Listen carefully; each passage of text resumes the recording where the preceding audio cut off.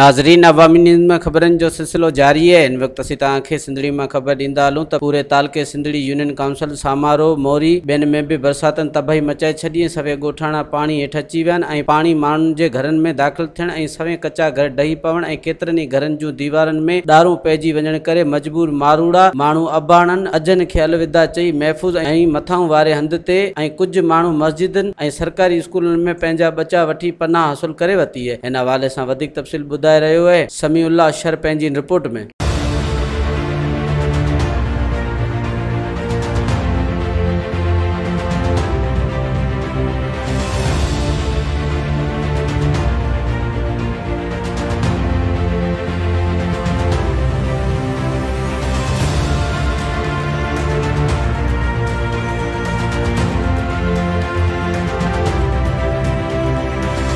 नाज़रीन, असां मौजूद आहियूं सामारो शागवे जो सफ़ज़ल स्टॉप ते, जिते ही तव्हां मुंहिंजे बैकग्राउंड में ॾिसी रहिया आहियो। ही जेको पाणी आहे रोड क्रॉस करे रहियो आहे ऐं काफ़ी ॻोठ जेके आहिनि इहे तक़रीबन इन पाणी हेठि अची विया आहिनि। हिन पासे खां अचे पियो, काफ़ी ॻोठ ॿोड़े आयो आहे ऐं हेठि बि वञे पियो। जेके काफ़ी ॻोठ आहिनि उहे ॿुॾी विया आहिनि। जेको अव्हांखे नज़र अची रहियो आहे इहो 2011 खां वठी अॻिते जो फीडर सभु बंदि आहिनि। पोयां जेके रोडनि जा पाणी आहिनि से सभई असां वटि अची जमा था थियनि। केतिरो नुक़सानु 2011 में थियो आहे ऐं केतिरो नुक़सानु हाणे थींदो। न असां वटि रोड जो सहूलियत आहे, न असां वटि पाणी जे नेकार जे लाइ को सहूलियत आहे। जेको पाणी पोयां अचे थो फासी जंहिंखे फिट थिए, फासी सिर्फ़ु असां लाइ हिन पाणी जो ॾचो ठहियलु आहे।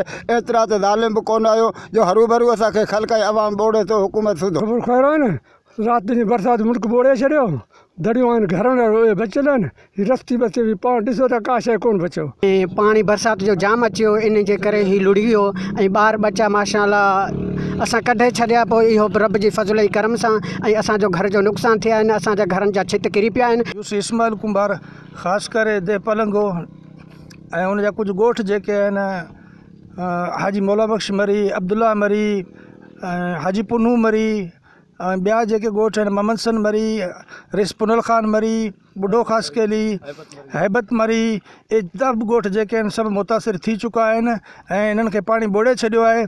बहरहाल अञा बि इन खां वधीक पाणी मथां खां जेको पियो अचे कंडियारी खां ऐं पंहिंजे हिंगोरणे खां ऐं पेरूमल खां ऐं फुलड़ी रोड खे और त एसी साहिब पाण पिया परियां खां खोलाइनि पिया। अॻियां क्रॉसिंग जेका फीडर वारी उहा फीडर खोले नथा ॾियनि ऐं अञा बहितर असांखे ॿोड़ीनि पिया।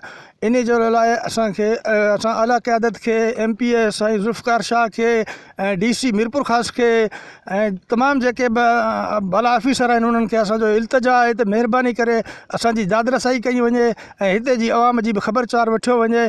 साईं, असां हिते दे पलंगे में ॻोठ बुढ़ो मरी में हींअर बीठा आहियूं, जिते असांजे लाइ पाणी जेको आहे तंग करे माण्हुनि खे बेघर करे रहियो आहे।